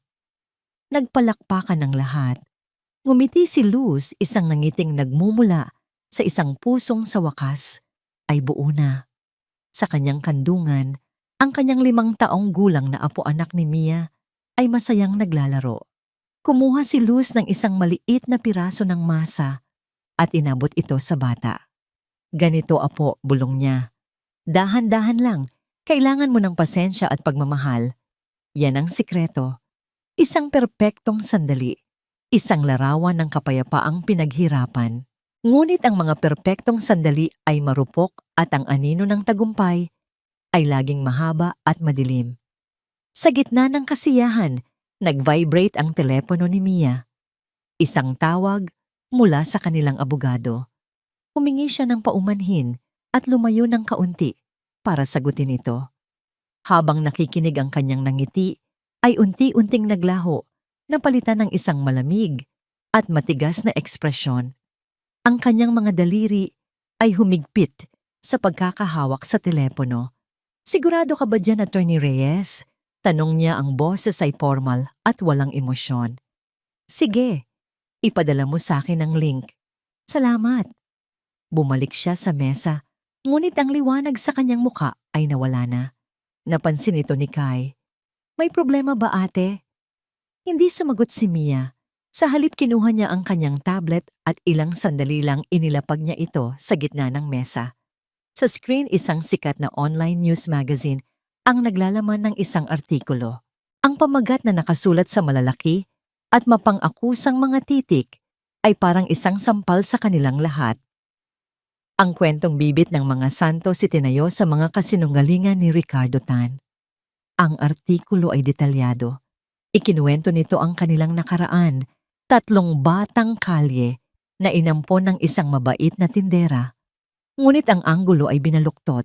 Pinalabas nito na ang kanilang pag-ampon ay isang kalkuladong hakbang na inorkestra ni Mr. Tan. Ayon sa hindi nagpakilalang source, ang biglaang pagtulong ni Mr. Tan ay isang paraan para linisin ang kanyang pangalan matapos ang isang kontrobersyal na hostile takeover ng Vargas Corporation. Maraming taon na ang nakalilipas, isang transaksyon na nagtulak umano sa pamilya Vargas sa bingit ng pagkalugi. Ang pagtulong sa 3 bata at ang pagtatayo ng Luz Viminda's Kitchen ay pinalabas na isang malaki at magastos na palabas, isang charity project na idinisenyo para makuha ang simpatya ng publiko. Ang bawat salita ay isang patak ng lason. Ang bawat pangungusap ay naglalayong sirain hindi lang ang kanilang negosyo, kundi ang kanilang katotohanan. Walang hiya. Sigaw ni Nico tumayo ng padabog at halos maitulak ang mesa. Ang kanyang mga kamao ay nakakuyom, ang kanyang muka ay namumula sa galit. Sino ang nagsulat nito? Hahanapin ko siya. Umupo ka, Nico. Maring sabi ni Mia, ang kanyang boses ay kalmado ngunit mapanganib. Hindi ito gawa ng isang simpleng reporter. Planado ito. Tumingin siya kay Mr. Tan. Eduardo Vargas. Isang mabigat na buntong hininga ang pinakawalan ni Mr. Tan. Tumango siya. Matagal na siyang nanahimik. Akala ko'y nakalimot na siya. Hindi siya nakalimot, na sabi ni Mia. Naghihintay lang siya. At ngayon, tayo ang pinupuntirya niya dahil alam niyang tayo ang kahinaan mo. Ang masayang celebration ay naging isang war council. Nagtalo ang magkakapatid. Gusto ni Nico ng agarang aksyon. Gusto ni Mia ng isang kalkuladong legal na opensiba. Si Kai naman ay nanahimik, pinagmamasdan ang lamat na unti-unting nabubuo sa kanilang pagkakaisa. Habang sila'y nagtatalo, isang lalaking nakauniporme ang pumasok sa restaurant, dala-dala ang isang clipboard. Naghahanap siya ng manager.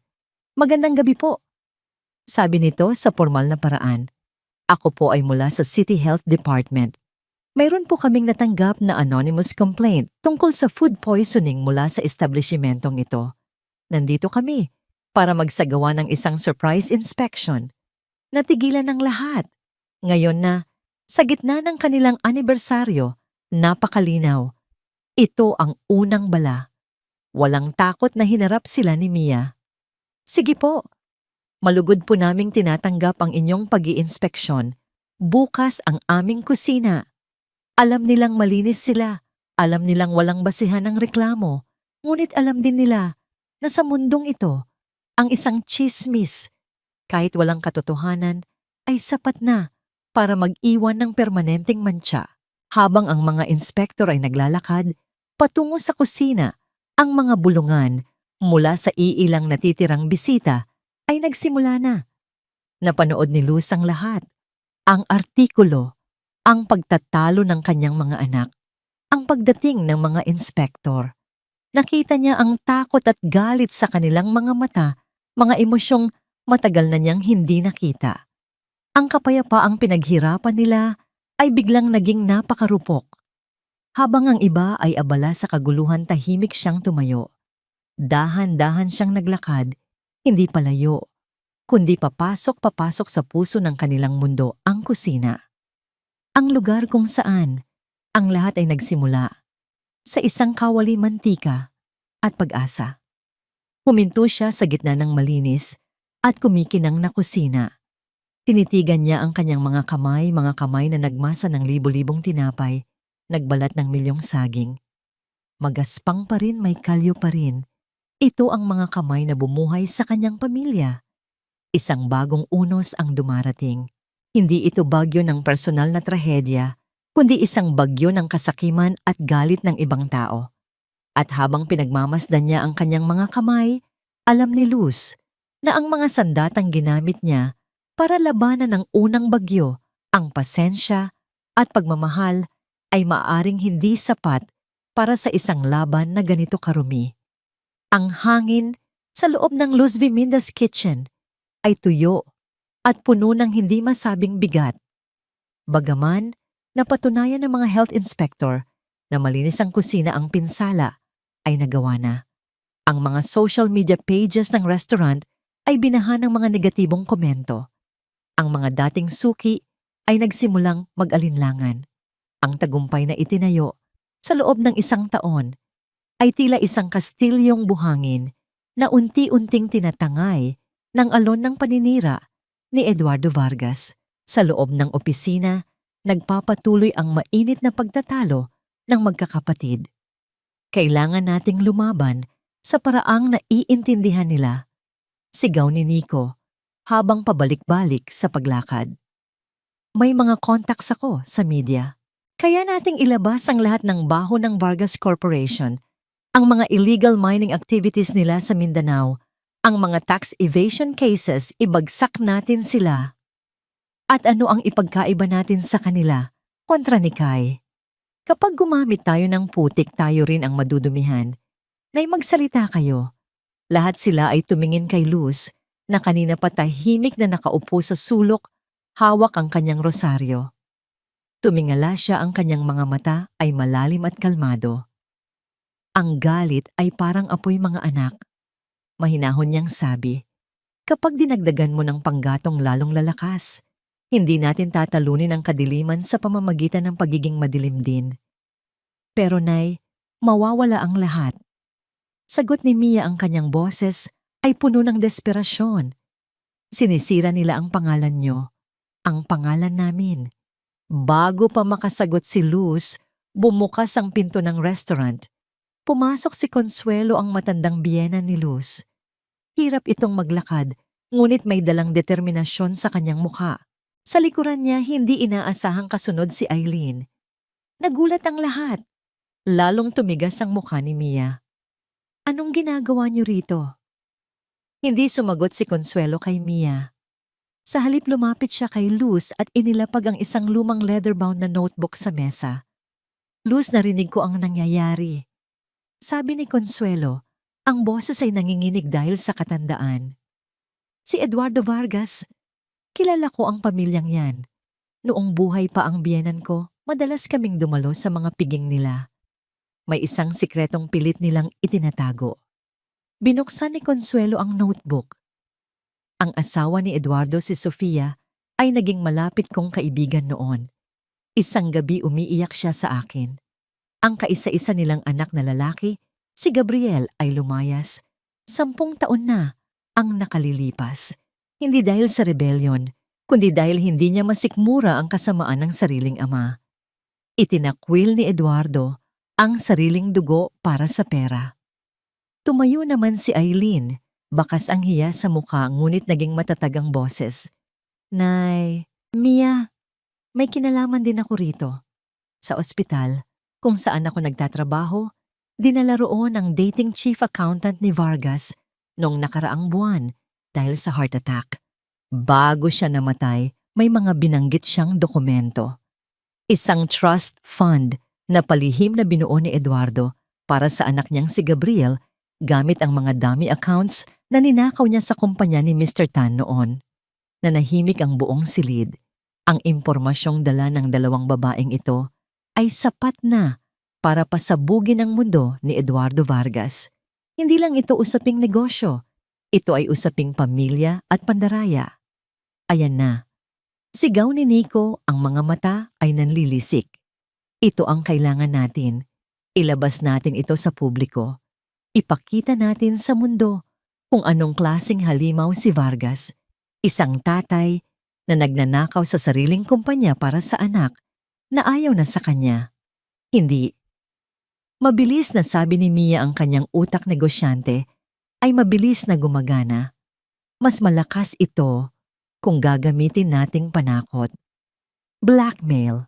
Mapipilitan siyang itigil ang lahat ng paninira sa atin. Tumingin si Luz sa notebook pagkatapos ay kay Consuelo at Eileen. Nakita niya ang katotohanan sa kanilang mga mata, ang pagnanais na makabawi sa mga maling nagawa nila noon. Sila ang mga sandatang hindi inaasahan na isinilang mula sa pagpapatawad na ibinigay ni Luz. Hindi niyo gagamitin yan para manira. Sabi ni Luz, tumayo siya ng tuwid. At hindi niyo rin gagamitin yan para manakot. Pero Nay, protesta ni Nico, ito na ang pagkakataon nating manalo. Mananalo tayo sa paraang hindi natin kailangang ikahiya sa harap ng Diyos. Sagot ni Luz. Ang kanyang boses ay hindi malakas, ngunit puno ng awtoridad na hindi matatanggihan. Gagamitin natin ang katotohanan ito para buksan ang kanyang puso, hindi para durugin ang kanyang buhay. Tumingin si Luz kay Mia. Ihanda mo ang sasakyan, anak. At tawagan mo si J. Vargas. Sabihin mo, may mahalaga kaming bisita na gustong makita ang kanyang ama. Ang katotohanan. Anong balak niyo, Nay? Tanong ni Kai, ang kanyang boses ay puno ng paghanga at kaba.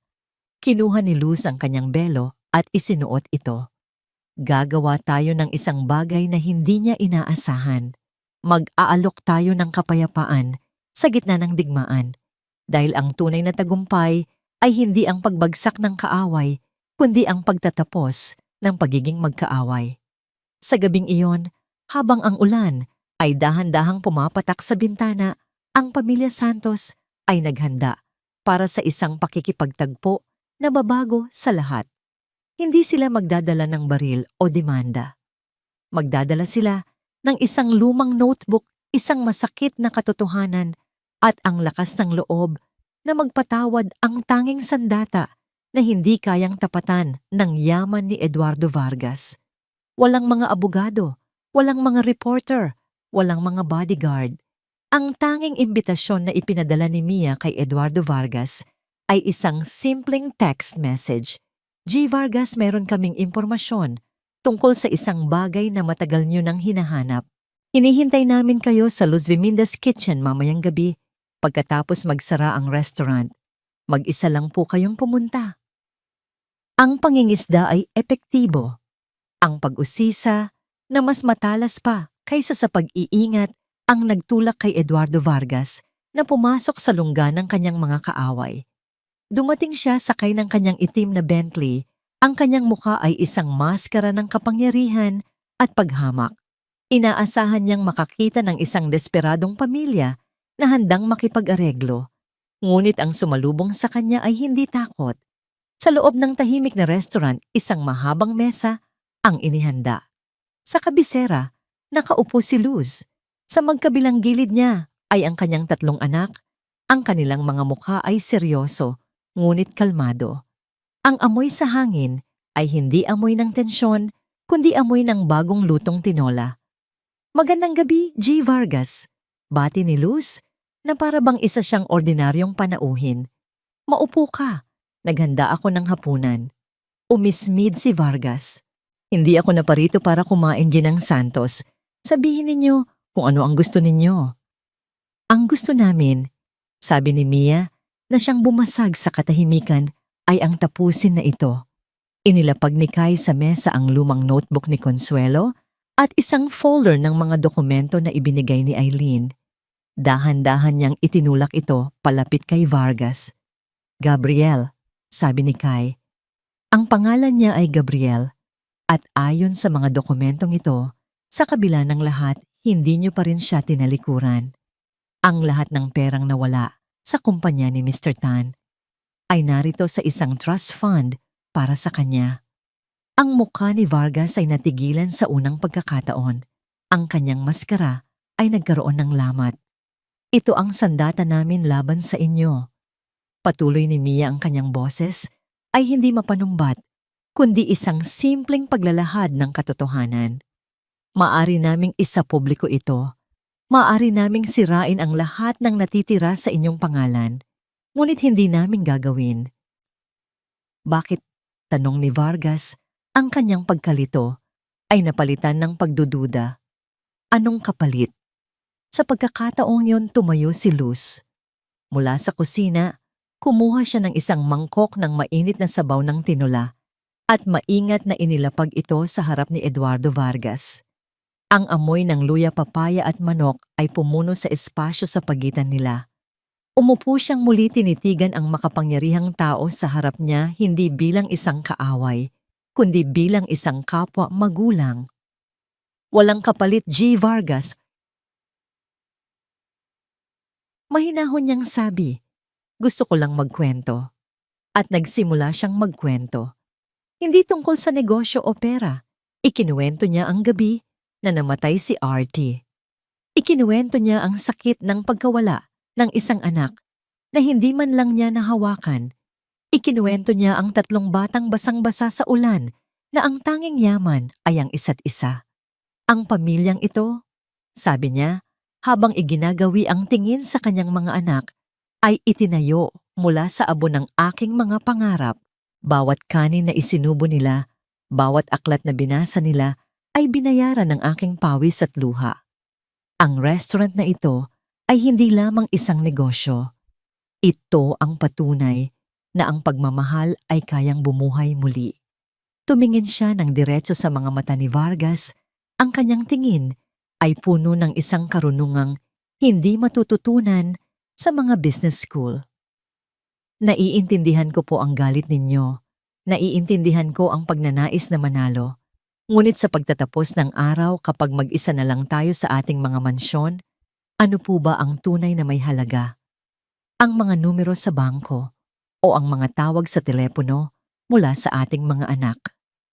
Huminga siya ng malalim. Tuong Vargas kaong batoy, deubiet kamjak magdimot dokon. Suhak biet latoy da ginawa ang lahat para mahanap at muling mayakap ang mga anak ko, samantalang ang bawat hakbang ninyo ay lalong nagtutulak sa anak ninyo palayo. Ang mga salita ni Luz ay hindi mga bala. Sila ay mga susi. Mga susing dahan-dahang bumubukas sa nakakandadong puso ni Eduardo Vargas. Sa harap niya hindi niya nakita ang isang kalaban sa negosyo. Nakita niya ang isang ina. Isang ina na nagtagumpay kung saan siya nabigo. Ang lahat ng galit, ang lahat ng paghihiganti ay biglang nawalan ng saysay. Ang tanging natira ay ang imahe ng isang batang lalaki na matagal na niyang hindi nakikita. Walang nagsalita. Si Eduardo Vargas ay tumitig sa mangkok ng tinola. Ang init nito ay umaakyat sa kanyang mukha. Pagkatapos dahan-dahan tumayo siya, hindi siya tumingin sa kanila. Naglakad siya papalabas ng restaurant, ang kanyang mga balikat ay tila mas bumigat kaysa noong pumasok siya. Kinabukasan tumawag ang kanilang abogado. Ang lahat ng paninira sa media ay tumigil. Ang mga kontrata ay ibinalik. Ang lahat ng kaso ay binawi. Ang digmaan ay tapos na. Nang gabing iyon sa loob ng Luz Viminda's kitchen, muling nagkatipon ng pamilya Santos. Walang malaking selebrasyon, walang sigawan ng tagumpay. Sila lamang nakaupo sa parehong mesa, nagsasalo-salo sa natirang tinola. Nanalo tayo, Nay. Bulong ni Nico, ang kanyang boses, ay puno ng pagkamangha. Ngumiti si Luz. Oo, anak. Sabi niya habang hinahawakan ang mga kamay ng kanyang tatlong anak. Pero ang pinakamahalaga, hindi tayo natalo. Hindi sila natalo ng galit. Hindi sila natalo ng paghihiganti. Hindi sila natalo ng kadiliman. Sa huling pagsubok, pinili nila ang landas na itinuro sa kanila ng isang hamak na tindera sa kalye, ang landas ng pagpapatawad at pag-unawa.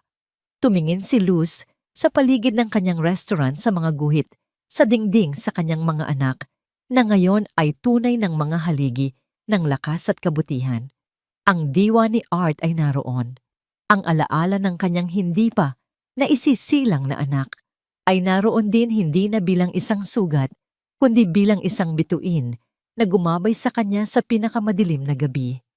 Ang kanilang kwento ay hindi na lamang isang kwento ng personal na tagumpay. Ito na ngayon ay isang diwa na ang tunay na kapangyarihan ay hindi nasusukat sa kung ano ang kaya mong sirain, kundi sa kung ano ang kaya mong buuin muli. At ang huling sangkapang pinakamasarap at pinakamahalaga sa lahat ay palaging kapayapaan.